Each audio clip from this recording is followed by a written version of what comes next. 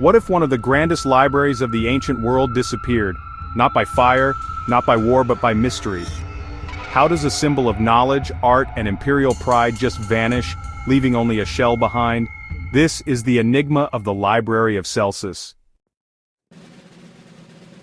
The Library of Celsus wasn't just a building, it was a monument. Built in the 2nd century CE in the city of Ephesus, located in present-day Turkey, it was among the largest libraries of the Roman Empire. It held an estimated 12,000 scrolls, second only to the great libraries of Alexandria and Pergamum. But today, all that remains are its magnificent front columns. Its heart, its soul, its scrolls are gone. Who took them? Where did they go? Or were they ever there?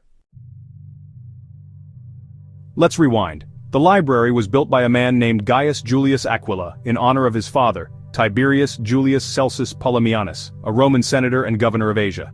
This was no ordinary construction. Celsus was buried beneath the library in a sarcophagus, an unusual honor for someone within a library structure, but perhaps that too held deeper meaning. The structure symbolized knowledge as legacy, and legacy as immortality. Could it be that the scrolls were destroyed in a fire? It's a plausible theory. Historical records suggest that in 262 CE, a powerful earthquake followed by a fire devastated Ephesus. Could that catastrophe have consumed the library's contents? It's possible.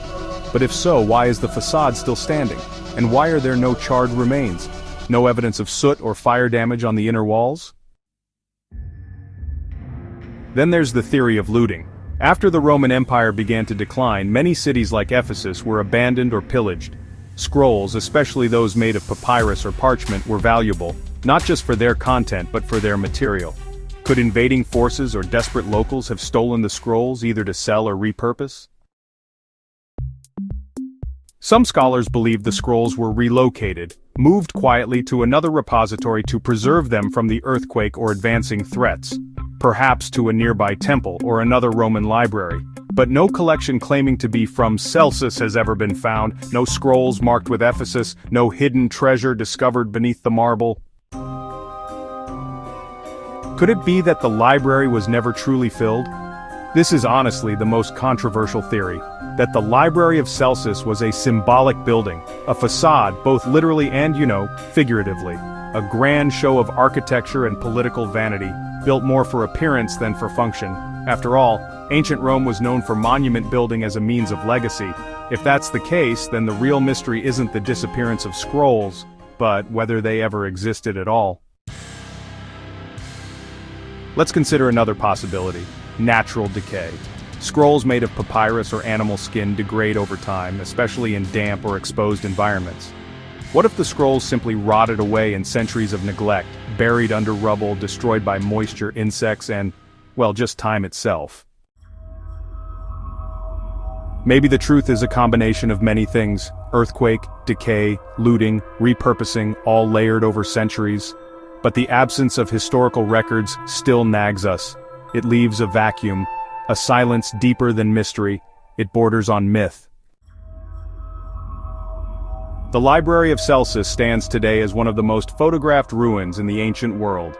Tourists flock to its reconstructed facade, marveling at its elegance. But few realize they are standing before a question that has baffled historians for decades. Where did the knowledge go? Tiberius Celsus wanted to be remembered not just as a politician but as a man of intellect. His tomb lies beneath the structure, but honestly, his legacy is suspended in uncertainty.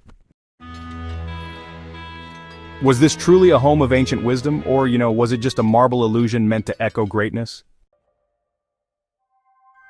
The disappearance of the Library of Celsus isn't just about missing books, it's about how easily memory can be lost, how even grand monuments can become hollow, how history, no matter how carefully built, can vanish without fire, without war, into silence.